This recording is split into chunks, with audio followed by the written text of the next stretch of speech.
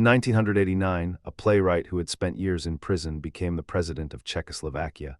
But Vaclav Havel didn't defeat communism with weapons or armies. He defeated it with something far more dangerous: the truth. He understood that every dictatorship survives not through force, but through our willing participation in the lie. Think about that: the tanks, the secret police, the propaganda, none of it would work if ordinary people simply stopped pretending. Havel saw what most of us refuse to see, that we are not just victims of oppressive systems. We are their accomplices. Every time we say what we don't believe, every time we stay silent when we should speak, every time we display loyalty we don't feel, we keep the machine running. And here's what will disturb you most: this isn't just about totalitarian regimes, it's about your life, right now, today. The lies you tell yourself, the masks you wear, the authenticity you sacrifice just to be left alone. Havel's philosophy of living in truth wasn't just political theory. It was a manual for reclaiming your soul. The greengrocer. Havel told a story that changed everything. A greengrocer in communist Prague places a sign in his window: "Workers of the world unite." Does he believe it? Of course not. He hasn't thought about workers uniting in his entire life. So why does he put it there? Because everyone does, because it's expected, because not putting it there would mean trouble. The greengrocer declares his loyalty not because he believes in the slogan, but because it is the price of survival. But here's what Havel understood that nobody else saw: the greengrocer isn't just a victim, he's a participant. By placing that sign, he becomes part of the system that oppresses him. He signals to his neighbors that compliance is normal. He pressures others to comply too. The sign isn't just about him, it creates the very atmosphere that makes the regime possible. Compliance breeds compliance. And the terrifying truth is, we all have signs in our windows. We all perform rituals of belief we don't actually hold. We smile when we're angry. We agree when we disagree. We display symbols of belonging we secretly question. The greengrocer isn't a character from communist history. The greengrocer is you. Living the lie. Havel called it living within the lie, not lying exactly, but something worse. Participating in a system of deception so total that truth itself becomes meaningless. In communist Czechoslovakia, everyone knew the ideology was hollow. The workers knew it, the party members knew it, even the leaders knew it, but everyone pretended. The entire society became a performance with no audience. People attended rallies they didn't believe in. They voted in elections with one candidate. They repeated slogans that meant nothing, not because they were forced at gunpoint, but because it was easier. Because stepping out of line had consequences, because conformity was comfortable, and the system loved this. It didn't need believers, it needed participants. As long as everyone performed their role, the machinery kept running. The lie didn't have to convince anyone, it just had to be repeated enough times that truth became irrelevant. Now think about your own life. How many performances do you give daily? How many beliefs do you signal that you don't actually hold? If Havel's insight is resonating with you right now, hit like and subscribe to keep unlocking these forbidden truths. Because what comes next will make you question everything you thought you knew about freedom. Power of powerless. In 1978, still a decade before the revolution, Havel wrote an essay that would shake the foundations of totalitarianism. He called it The Power of the Powerless. His thesis was revolutionary. Ordinary people aren't actually powerless. They just don't realize their power. Hidden power. Think about it. The regime needed the greengrocer's sign. It needed the factory workers' compliance. It needed the teacher's silence.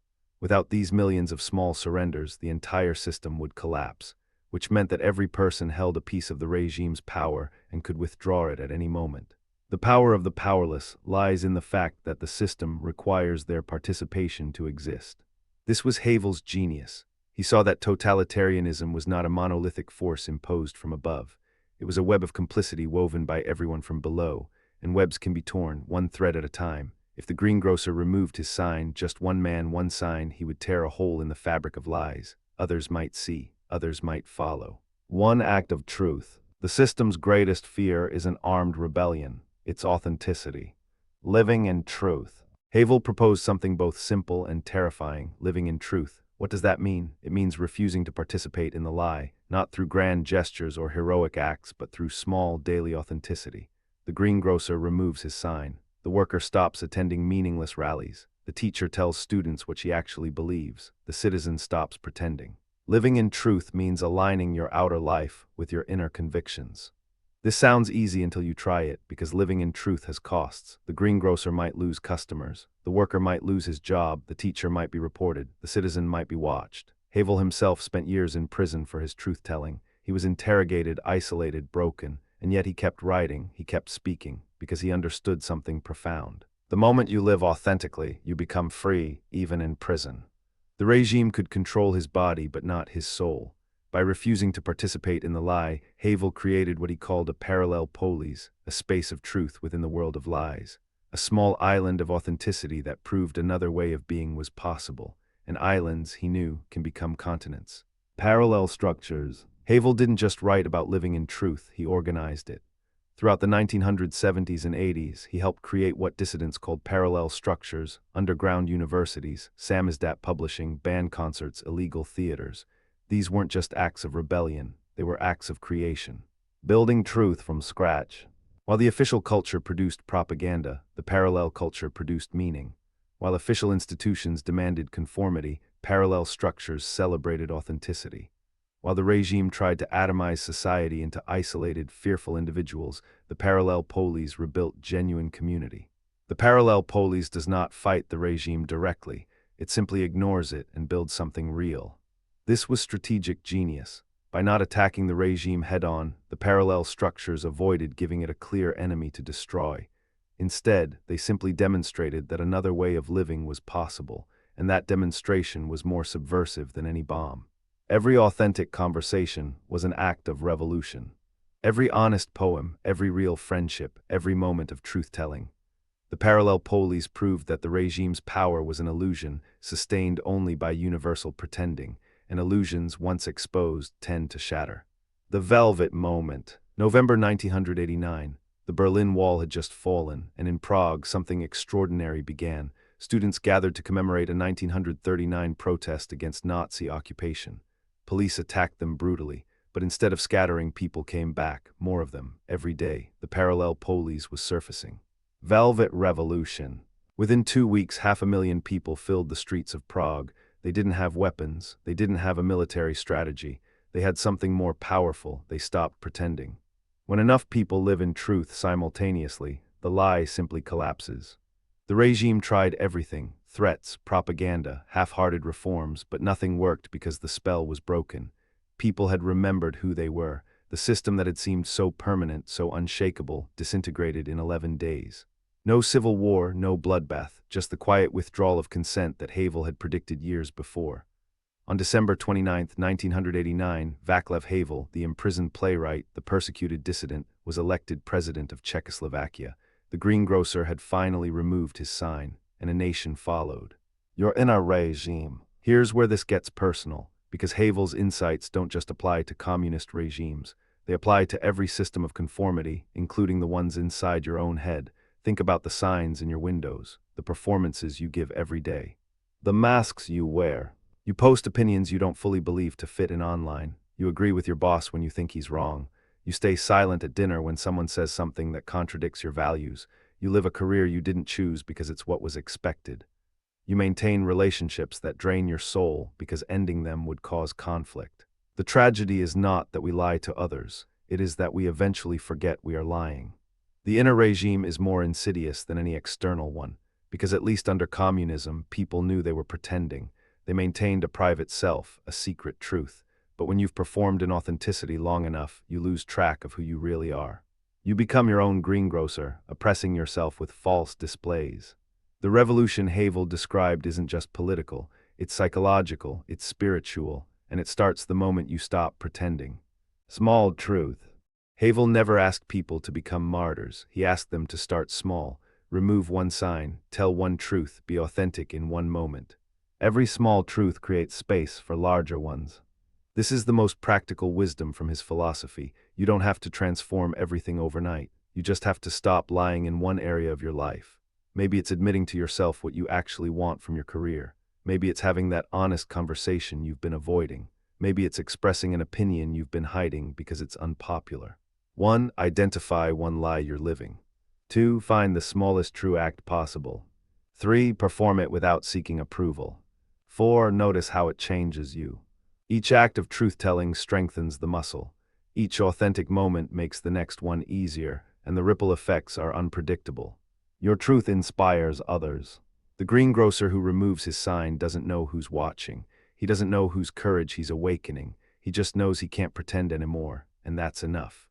The parallel police begins with one person deciding they'd rather face the consequences of truth than live another day within the lie. The cost of lies. Havel understood something about the human soul that most people avoid knowing. Lies have a cost. Not just the obvious costs, getting caught, losing trust, but a deeper, more corrosive price. Every time you perform a belief you don't hold, something inside you dies a little. Your soul erodes one compromise at a time. You become estranged from yourself. You lose access to your own authenticity. Eventually, you can't remember what you actually think or want or believe because you've been performing so long. The deeper the inauthenticity, the more we must suppress to maintain it, until we have suppressed everything that makes us human. The greengrocer who keeps his sign up doesn't just betray his neighbors, he betrays himself. He teaches himself that survival matters more than truth, that comfort matters more than conscience, that fitting in matters more than being real. And the cumulative weight of these lessons crushes the spirit. This is why so many people feel empty despite having everything. They've succeeded at the performance but lost themselves in the process. The cost of living within the lie is your life itself. Freedom's price. Living in truth is not comfortable. Havel never pretended it was. He spent years in prison. He lost friends. He was constantly watched, harassed, and threatened. But he was free in a way his jailers never were, because freedom isn't the absence of constraints. Inner freedom. Freedom is the alignment of your outer life with your inner truth. The prisoner who speaks honestly is freer than the guard who lives a lie. The outcast who maintains integrity is freer than the insider who betrays himself. Truth costs everything, yet nothing. This is Havel's paradox. Authentic living requires sacrifice, but that sacrifice liberates you from a heavier burden, the burden of your own inauthenticity. When you stop pretending, you stop carrying the weight of all those performances. When you remove the sign from your window, you reclaim your soul. The real question is whether we are willing to pay the price of living in truth, or if we prefer the cheaper cost of living a lie. The choice is yours, and it must be made every single day. Every moment offers the same decision: perform or be real, comply or resist, live within the lie or step into the light.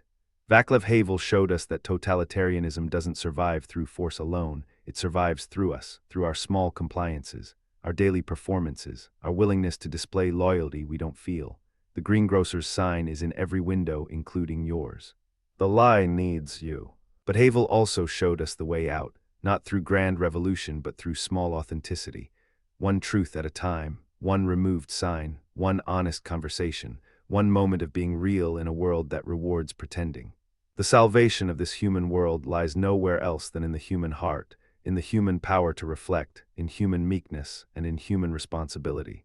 The parallel police isn't just a historical curiosity, it's a blueprint. Wherever people gather to speak truth, to create meaning, to be authentic, they build an island of reality in the sea of lies, and islands become continents. If you made it this far, comment parallel police to prove you're ready to remove your sign. The wisdom of the ages is yours, use it well. If this unlocks something in you, subscribe for more. The vault has deeper truths waiting.